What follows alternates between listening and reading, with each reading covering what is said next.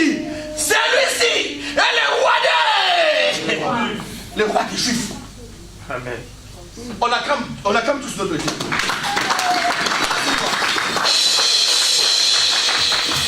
Nous allons rapidement, comme il n'y a plus de temps. Vous savez, dans la vie, il faut savoir lire les choses. Alléluia. Il faut savoir lire les événements. Souvent, l'élévation. Papa, merci beaucoup. Je sais que quand vous... Papa, c'est pour me dire que l'heure est là. J'ai encore mon temps. Alléluia. Parce qu'ici, on a appris à se respecter. Alléluia. On a appris à se respecter. Comme Aristo est là-bas au fond. Pour signaler à ceux qui sont laissés. Alléluia. Je vous suis. Alléluia. La Bible dit, Jésus, qu'on appelle de Nazareth, le Nazarien, un jour, après avoir fait des miracles dans d'autres villes, alléluia, Amen. il a dit non, je vais quand même aller visiter les miens. Je vais quand même aller là où j'ai grandi. Parce qu'en soi, Jésus n'était pas né à Nazareth. Jésus était né à Bethléem.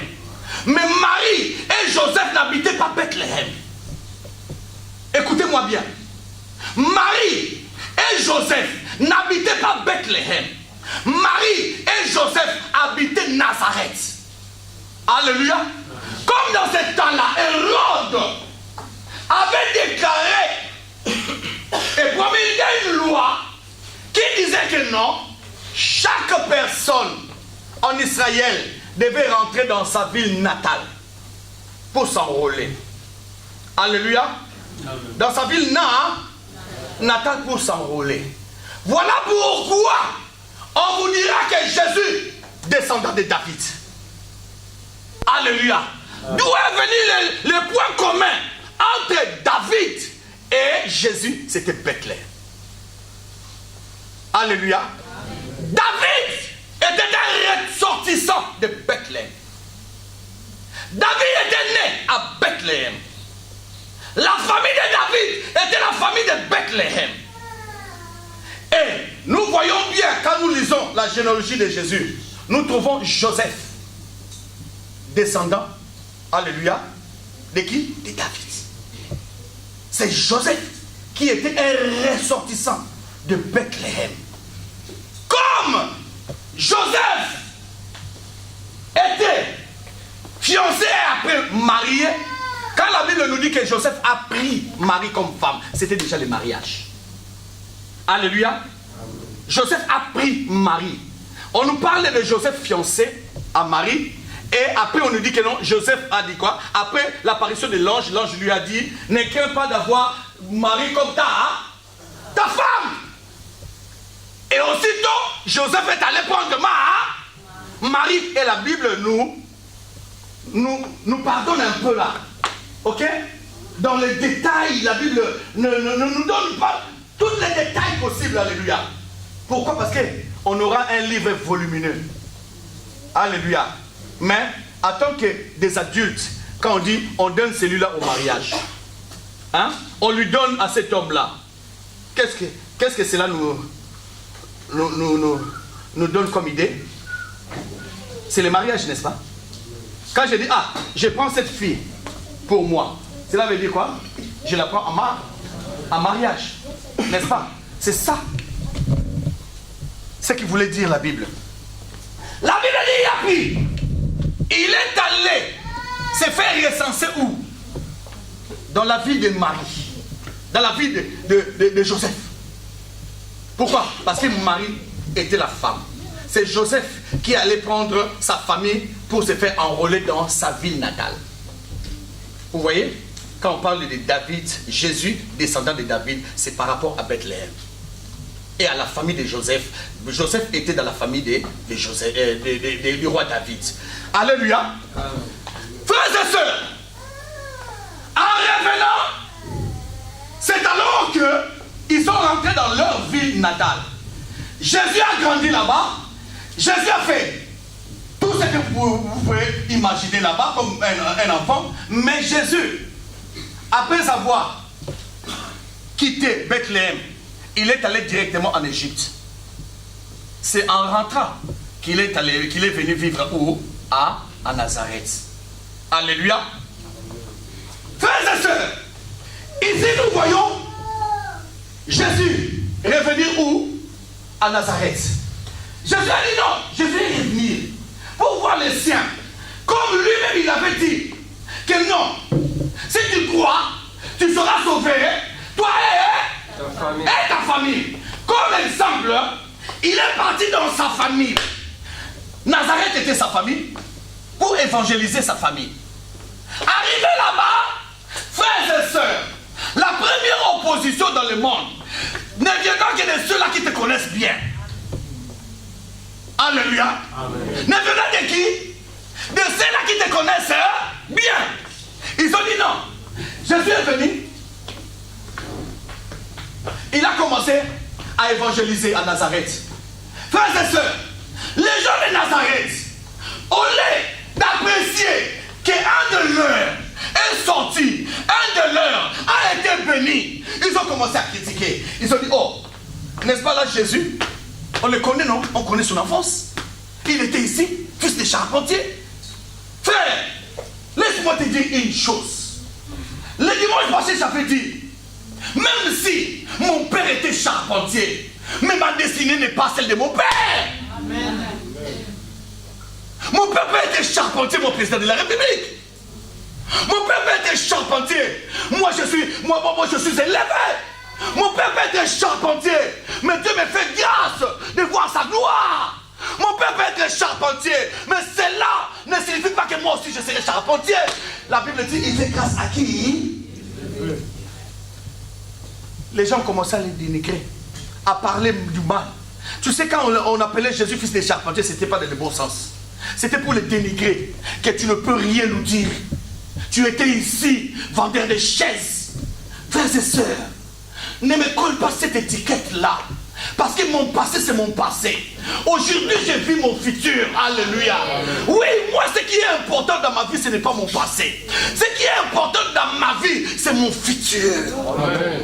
Je ne me bats pas pour mon passé. Mon passé est passé. Moi, je me bats pour mon futur. Je vais changer mon futur. Mon passé, même si ça a été noir. Mais je me bats pour mon futur. La Bible dit, ils ont cité les noms. Jésus a dit une chose. Un prophète n'est jamais accepté facilement. Un prophète n'est jamais admis facilement. Un prophète n'est jamais apprécié facilement. Ou dans sa famille, dans sa patrie. Frère, tu auras comme adversaire les gens de ta patrie. Tu auras comme premier ennemi les gens de ta patrie. Surtout nous qui sommes à l'extérieur. Nous qui sommes ici. Oh frères et sœurs, il y a des gens que vous voyez aujourd'hui, vous les négligez. Peut-être que c'est sa famille qui l'a vendu comme ça. Moi je me souviens, il y avait un frère qui était ici, qui a acheté ses histoires, envoyé au pays, dans sa famille. On a mangé l'argent. Frère, aujourd'hui beaucoup de gens ont changé d'attitude vis-à-vis des membres de leur famille. Ce n'est pas leur faute. C'est à cause de la déception. Tu peux tout faire pour avancer. Tu verras que non, les tiens vont commencer à te tirer en arrière. C'est eux qui vont te tirer en arrière. Frère, arrêtons cet esprit-là. L'éternel d'aujourd'hui est fait pour se chamailler. Non, n'utilisons pas l'éternel pour se chamailler. Utilisons l'éternel pour les bonnes causes. Amen. Si tu as un problème avec moi, viens me voir. Alléluia. Ne te mets pas sur Internet. Celui-là fait ceci, celui-là fait cela. Non. Ce n'est pas ça le christianisme. J'ai dit, quand j'ai étudié le christianisme n'est pas une religion. Le christianisme, c'est une relation avec Dieu. Ne confondons pas. Si tu vois quelqu'un en train d'insulter les autres, il n'est pas chrétien, c'est un religieux. Si tu vois quelqu'un en train de se battre avec les autres, il n'est pas un chrétien, c'est un religieux. Parce que la Bible dit dans 1 Corinthiens 13, l'amour supporte. L'amour supporte. Pourquoi? Parce que dans ce monde, il y a toujours le bien, il y a toujours le mal.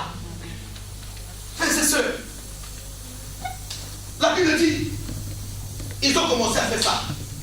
Pour ne pas beaucoup parler, je dis, il y a 3 points dans ce message.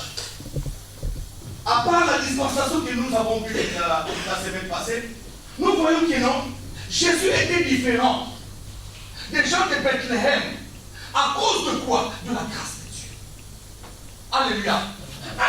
Ce qui a fait que non, Jésus soit né en Nazareth, mais ne soit pas comme les habitants de Nazareth.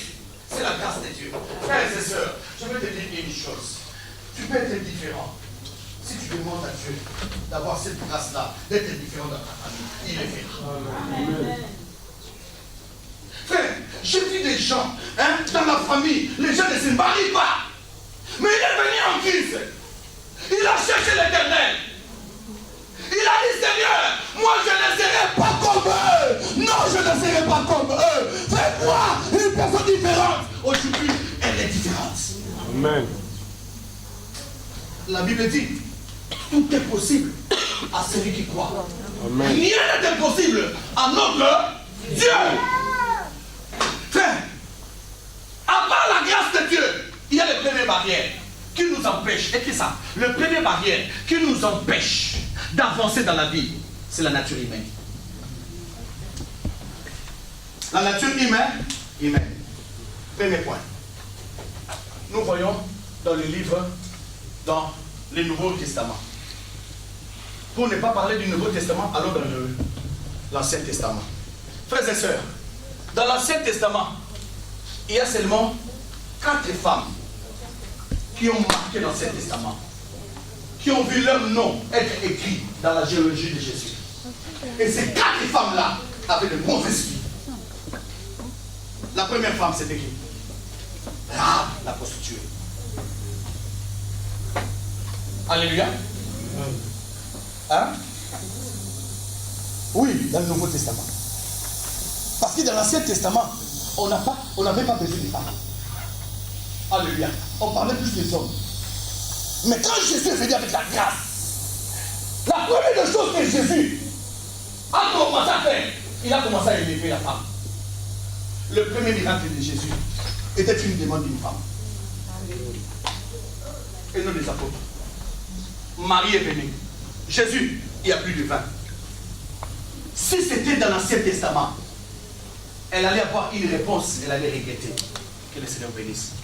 Elle allait avoir une réponse qu'elle allait regretter. Parce que dans l'Ancien Testament, quand les prophètes sont là, les femmes sont en dehors.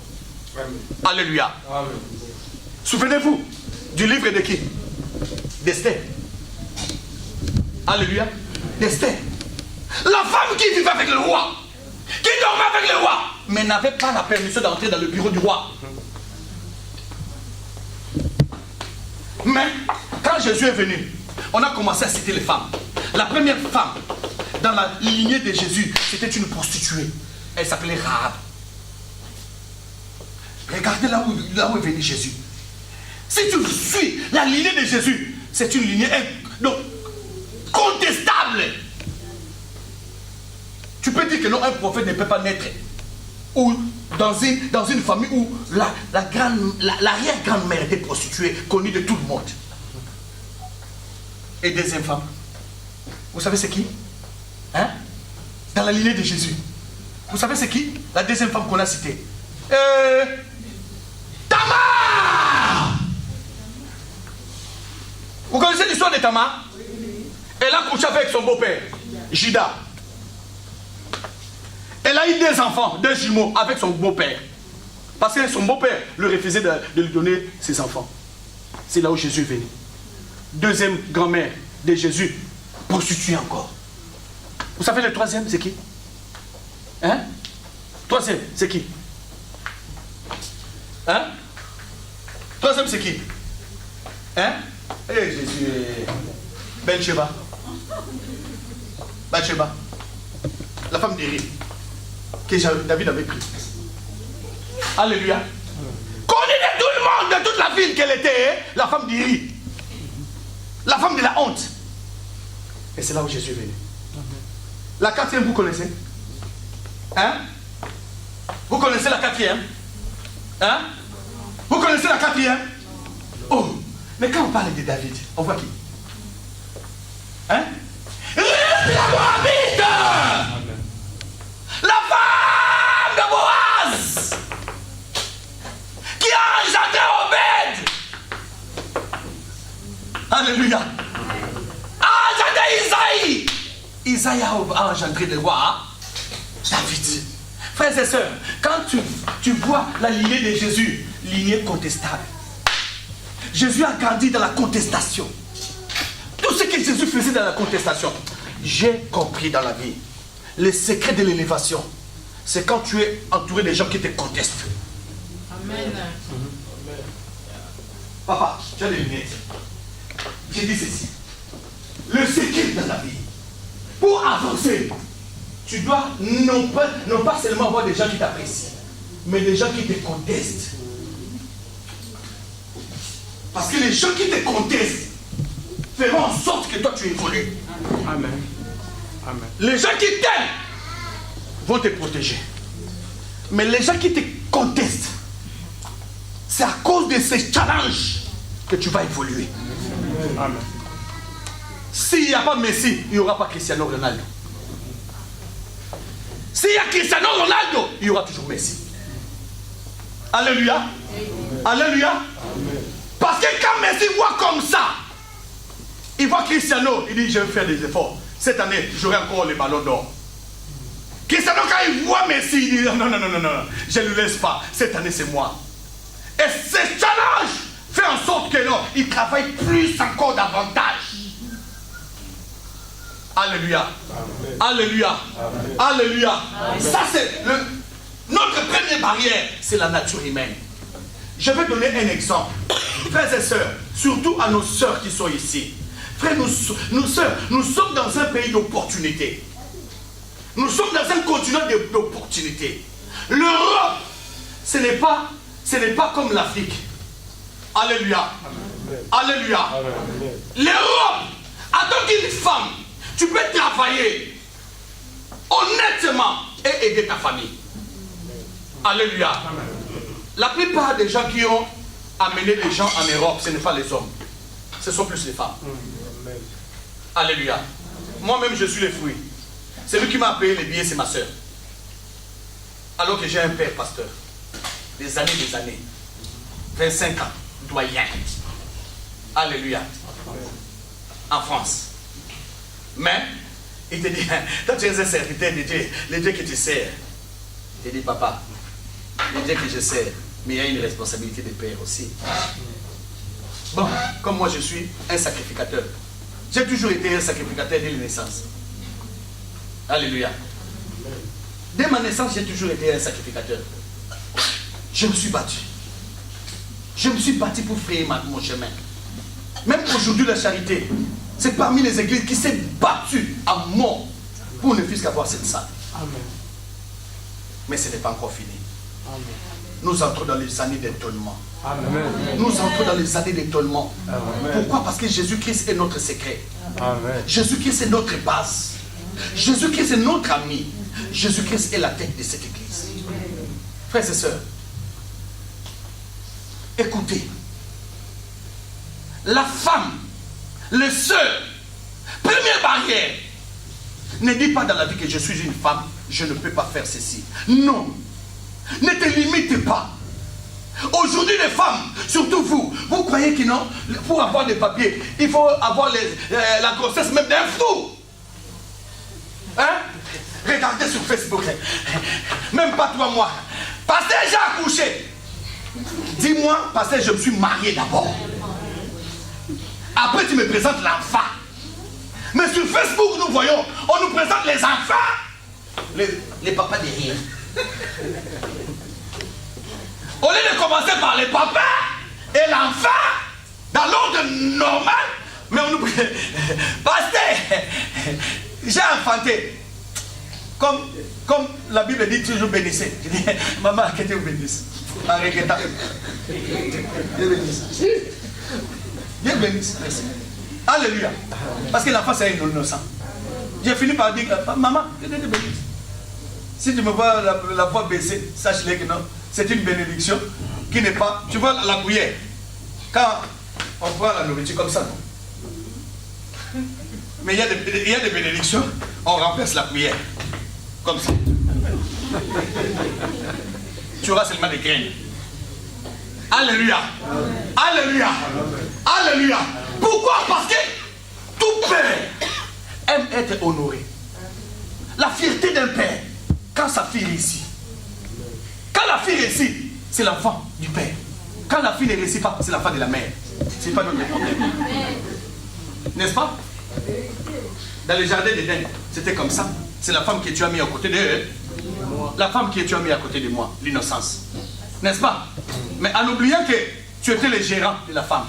C'est toi qui devais gérer. Parce que la femme n'était pas là quand Adam parlait avec Dieu. La femme n'était pas là. C'est l'homme qui l'avait dit.